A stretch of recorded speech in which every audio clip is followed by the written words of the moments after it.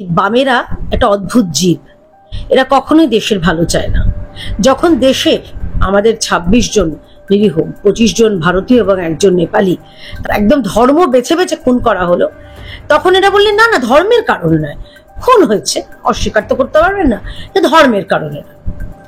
তারা এই এই মুর্শিদাবাদ ঘটনাটাও তো তারা অস্বীকার করেছিলেন। এরপরে আমরা কি দেখলাম, যে যখন মোদিজি বলছেন যে মক ড্রিল হবে, এহান হবে, তখন কত রকম ঠাট্টা তামাশা ইয়ার্কি। তারপরে যখন ভারত প্রত্যাঘাত করলো এবং পরবর্তীকালে আমাদের ১৬ জনকেও খুন করা হলো, মারা হলো, পাকিস্তান আর্মি মেরেছে। আগের বার জঙ্গি মেরেছিল, এবার আর্মি মেরেছে। কবির সুমন বলছেন, যেখানে মানব প্রেম নেই, মানুষের জন্য প্রেম নেই, প্রাণীদের জন্য প্রেম নেই, সেই দেশপ্রেম আমার কাছে একটা বুজরুকি।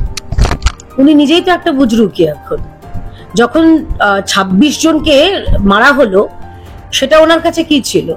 পরবর্তীকালে যখন আমাদের ১৬ জনকে পাকিস্তান আর্মি যখন মারলো একদম কাপুরুষের মতন, তখন ওনার কাছে কি ছিল?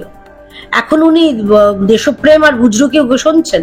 আসলে এদের হচ্ছে বাবার ঠিকানা হচ্ছে হয় বাংলাদেশ না হলে পাকিস্তান। তো সেই কারণে ওনার এখন এই অবস্থা। যতদিন সুমন চট্টোপাধ্যায় ছিলেন ততদিন ভদ্রলোক ছিলেন, তারপর থেকে যখন কবির সুমন হয়েছেন ততদিন তারপর থেকে এনার অসভ্যতামি বেড়ে গেছে।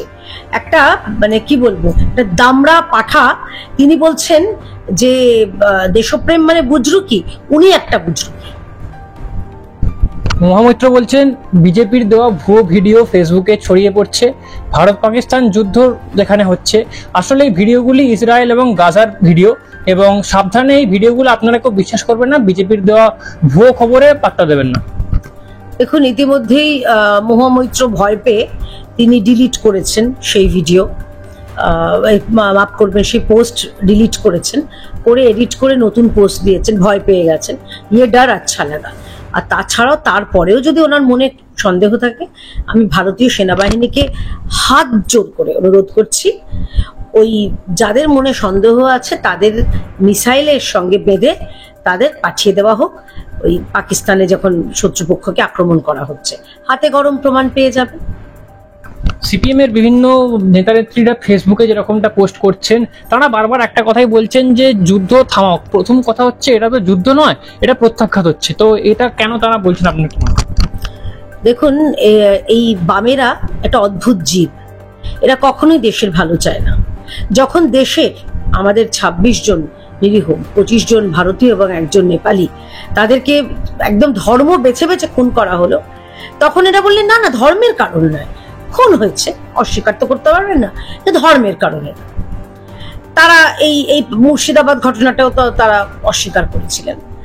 এরপরে আমরা কি দেখলাম, যে যখন মোদিজি বলছেন যে মক ড্রিল হবে, এহান হবে, তখন কত রকম ঠাট্টা তামাশা ইয়ার্কি। তারপরে যখন ভারত প্রত্যাঘাত করলো এবং পরবর্তীকালে আমাদের ১৬ জনকেও খুন করা হলো, মারা হলো, পাকিস্তান আর্মি মেরেছে। আগের বার জঙ্গি মেরেছিল, এবার আর্মি মেরেছে কিন্তু। এবং জঙ্গিদেরকে রীতিমতন ওদের ওখানে রাষ্ট্রীয় শেষ মর্যাদা দিয়ে শেষকৃত্য পালন করানো হয়েছে। এই দেশের যখন প্রত্যাঘাত করছে, নিজের দেশবাসীকে ডিফেন্ড করার, রক্ষা করার অবশ্যই কর্তব্য সেনাবাহিনী এবং ভারত সরকার, সেটাই করছে। এদের খারাপ লাগছে কারণ পাকিস্তান মার খেলে তো চীন মার খাচ্ছে, আর চীন তো এদের বাবা।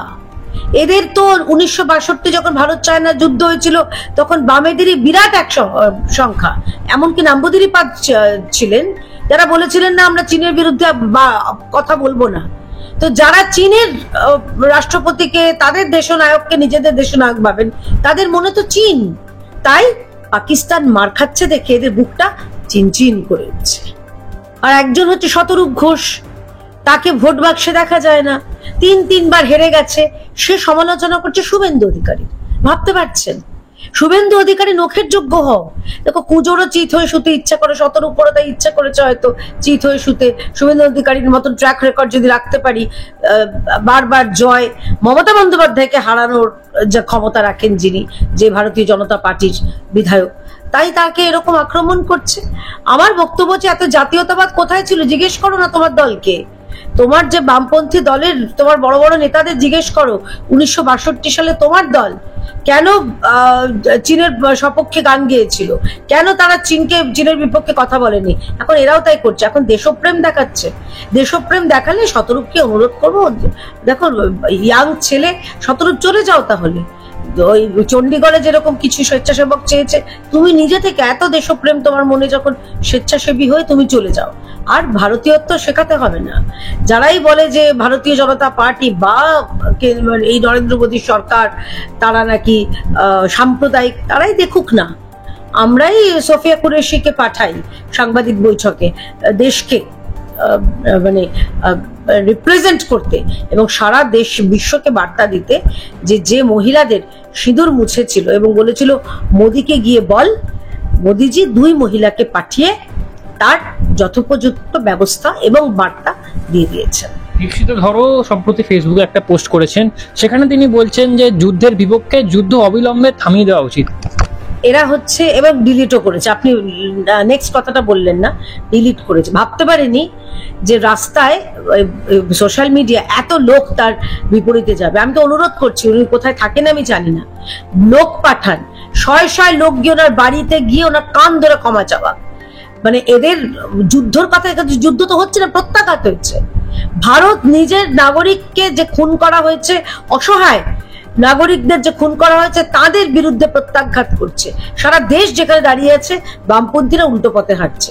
কি একটু আগে সোশ্যাল মিডিয়ায় দেখলাম কে একজন বলেছে 12 তারিখে মৌলালিতে তারা নাকি যুদ্ধ নয় শান্তি চাই, যুদ্ধ বন্ধ করে এসব গান গাইবে। আমরা আহ্বান জানাচ্ছি জাতীয়তাবাদী রাষ্ট্রবাদী মানুষকে, দলে দলে আসুন, এসে এই বামপন্থীদের মুখোশ একদম খুলে ছিঁড়ে মারিয়ে ফেলুন। যখন বালাকোট এয়ার স্ট্রাইক হয়েছিল তখন অনেক কথা উঠেছিল যে প্রমাণ কোথায়। এবারে একেবারে ইন্ডিয়ান আর্মি প্রেস ব্রিফিং করে এবং সোফিয়া কুরেশি এবং ভামিকা সিংরা ছবি সহ একেবারে দেখিয়ে দিয়েছেন। এটা কি কার্যত আর কোনো মানে জায়গায় রাখলো না প্রমাণ কোথায় তা দেখানোর জন্য? আসলে সমস্যা কি জানেন তো, পাকিস্তানের একটা সুবিধা আছে, পাকিস্তানের যে দেশবাসী আছে তারা তাদের সরকারকে বিশ্বাস করে, তারা দেশপ্রেমে তারা অটুট। কিন্তু মানে যে ফাওয়াদ খান আর মাহিরা একজন যারা ছিলেন তারা এই বলিউডে রোজগার করে গেছেন, প্রচুর কোটি কোটি টাকা কামিয়ে গেছেন, তারা কিন্তু দেশে পাকিস্তানের হয়ে তারা বলছেন, তারা কিন্তু অপারেশন সিঁদুরকে অর্থাৎ ভারতীয় সেনার প্রত্যাঘাতকে তারা নিন্দা করছেন। আমাদের ভারতে বসে ভারতের যারা শত্রু তারা দেশেরও খাবে এবং দেশেরও পড়বে এবং দেশকেই তারা বদনাম করবে। এইরকম দেশদ্রোহীদের চিহ্নিত করে অবিলম্বে তাদের কারাগারে নেওয়া দরকার, আর কোনো এদের জন্য কোনো নরম পন্থাই নয়। সুতরাং সব মিলিয়ে যারা যারাই পোস্ট করছে, দীপশিতা, ইপসিতা, তপসিতা, যেই পোস্ট করছে বা শেয়ার করছে, বা যারা ইতিমধ্যেই যারা এই দেশ বিরোধী এবং পাকিস্তানপন্থী স্লোগান দিচ্ছে, আমি আপনাদের মাধ্যমে জানাচ্ছি সমস্ত দর্শকদের স্ক্রিনশট রেখে বিভিন্ন জায়গায় সংশ্লিষ্ট জায়গায় যাদের চেনেন নিকটবর্তী থানায় পাঠিয়ে দিন। এরা দেশের শত্রু, এদের চিহ্নিত করে এদের বিরুদ্ধে অবিলম্বে কঠোর ব্যবস্থা নিতে হবে। আজকেই মুম্বাইতে সম্ভবত বাংলার পুলিশ গেছে, একজন সে পাকিস্তান জিন্দাবাদ স্লোগান দিয়েছে একজন ব্যক্তি, তাকে গ্রেপ্তার করতে গেছে। এটা হওয়া দরকার, দৃষ্টান্তমূলক ভাবে এদের প্রত্যেকে খুঁজে খুঁজে এদেরকে জেলে পাঠানো দরকার।